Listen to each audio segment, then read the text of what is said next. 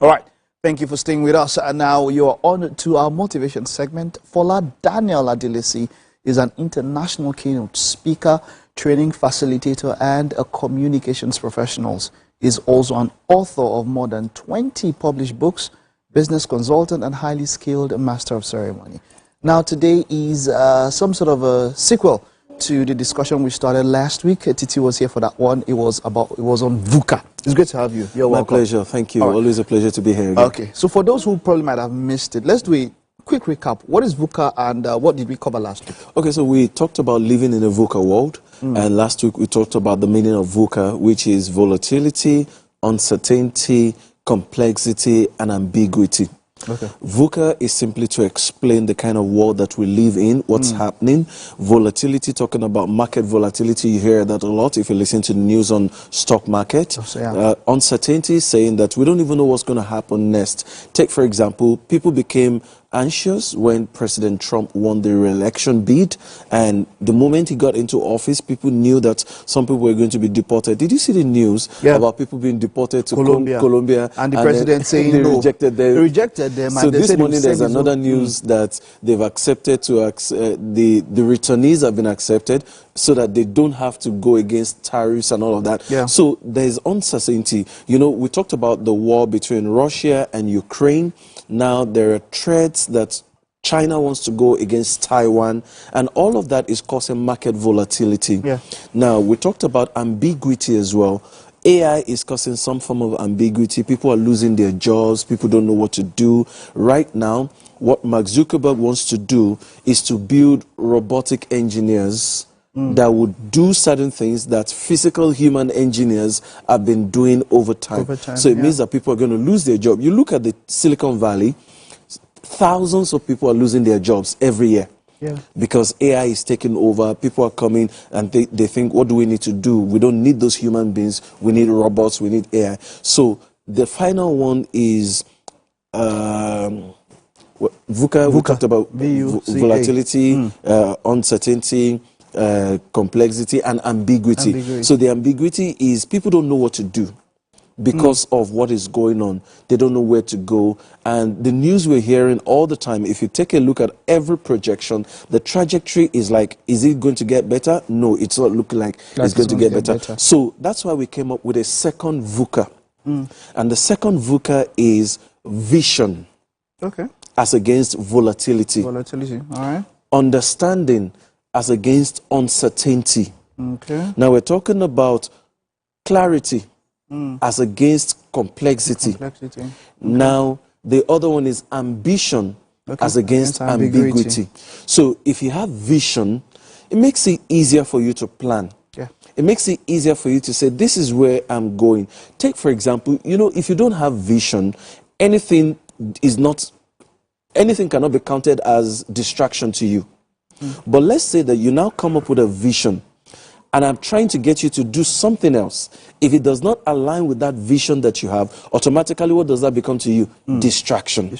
So you need vision, first of all. Once you have vision, you can conquer volatility because you know what you need to prepare for your vision to come to pass. Then the next one is understanding. The reason, as against uncertainty. The reason many people have uncertainty and they become apprehensive is because you're not learning in the area of maybe what you're trying to develop.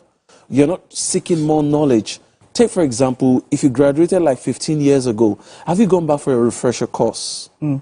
If you left school some 20, 25 years ago, what have you been doing since then? So much has changed between the time you left school and now. You need to go back and learn something new. Do you know that there are so many things today that you would think you knew about? If a 10-year-old sits with you and starts showing you those things, you'll be amazed at how much you never knew. So you need to seek new knowledge, especially in the evolving knowledge space. And when I say evolving knowledge space, I'm talking AI, I'm talking robotics, I'm talking cybersecurity, I'm talking the media, I'm talking mobile apps. So you need to keep learning, and that will give you understanding. Then you now go to clarity. How do you gain clarity? You need to be humble enough to learn from humans, learn from your environment, and learn from your subordinates. Okay. In feedback, for example, if you do appraisals in the corporate world, there's what we call the 360 appraisal. If you're also learning, there's a point where the mentor becomes the mentee. Back here, several years ago, the late RDJ, who was my coach, sometimes we would have a conversation, and RDJ would say, you know, there's a time I also get to learn from you. So now you are the coach. I'm like, no, you know a lot. And he says, no, I know something, but there's something I'm going to learn from you as well. So you talk to me about this. And he keeps quiet and he tells me to keep talking. So it tells you that if you want clarity, you can't always assume or walk about with that feeling that I know it all. Because there's nobody who knows it all. You can learn from other people, and that's how you gain clarity. There's also somebody I'm currently doing some projects with. One of the things I like so much about him is that despite being my superior, if there's something he does not understand, he will call you and say, show me how this thing works. Teach me. I want to know it. I want to understand. So all of us must walk with that humility to learn from other people. That's how you gain that clarity. And finally, ambition. Do you know that we can have the same vision? We can come up with the same idea. But what would distinguish both of us is the ambition that we put into it. Take, for example, let's say the two of us want to be... Let me use TVC as an example. There are several media houses out there. But what is now distinguishing you as an excellent media organization, and I can confidently say that because of what you're doing, what you're displaying right now, is the ambition added to your vision. Somebody can come up with a vision to build something and can do it on a low scale. So ambition talks about the drive, the energy, or sometimes, as you say, it's a colloquial, we say, va-va-voom. You need to come up with the extra strength, extra passion. I can't just do... You either, as we say again, you either go big or go home. Go global or go home. Do you want to play this thing? Then play it big. Don't play as a local, you know. It's how you are talking about this, and even in other areas, it's almost like blocks are filling into place, because you're talking about playing it big and all of that. And, you know, it's in my mind, I'm also thinking scaling up. Yes, you know, scaling. With what you're doing at different times and all of that.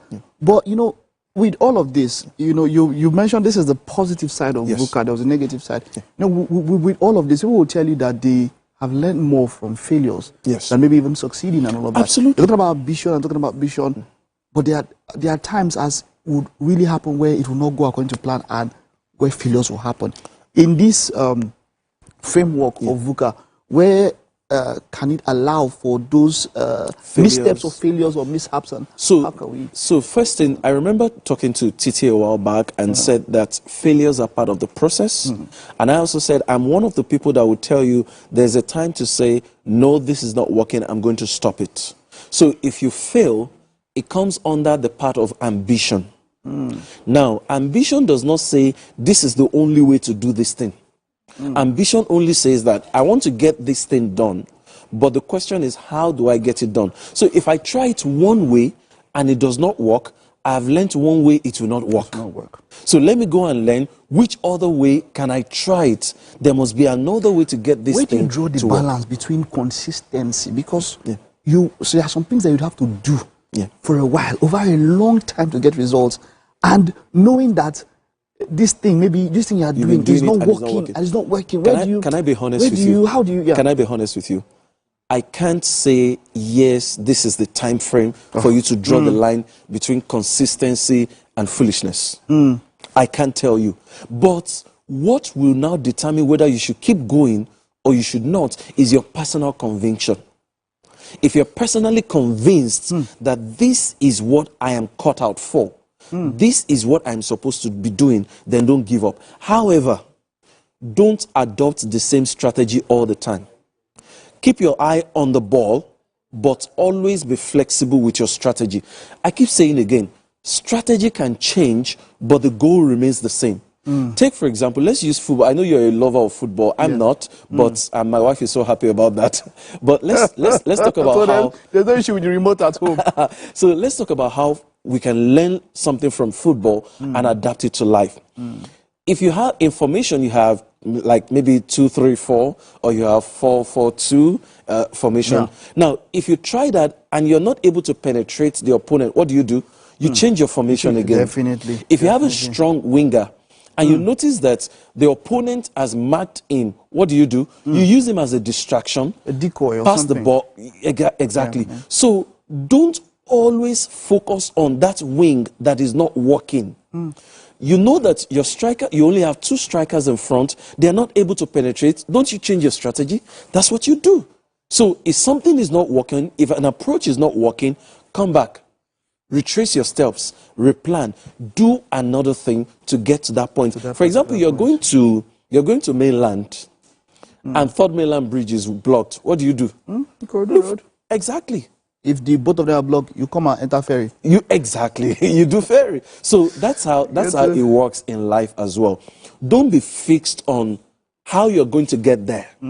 Just know that there are multiple ways to get to wherever you're going, but keep your eye on where you're going. So if you fail at something, it's okay to fail. Learn from it. You're not a fool for failing. Okay. You're only a fool for failing at something that you failed at before. Wonderful. Because you didn't learn. Let me ask this final question to wrap up. For you, is it about the journey or the destination? The journey is just as important as the destination. Because when you get to the destination in a hurry, you then realize that you missed the most important part of that journey, which is learning in the process. What makes somebody an elder is not their age. What makes somebody an elder is what they learned while growing. Because there are so many people who are old that you honestly and humbly cannot refer to as elders. They just became old. So the journey is just as important as the destination. Oh, wonderful. This was quite, having you across the whole month, this was quite expository. And of course, we got to learn. Thank you. It's been a pleasure for me as well. Thank you very much. Thank you.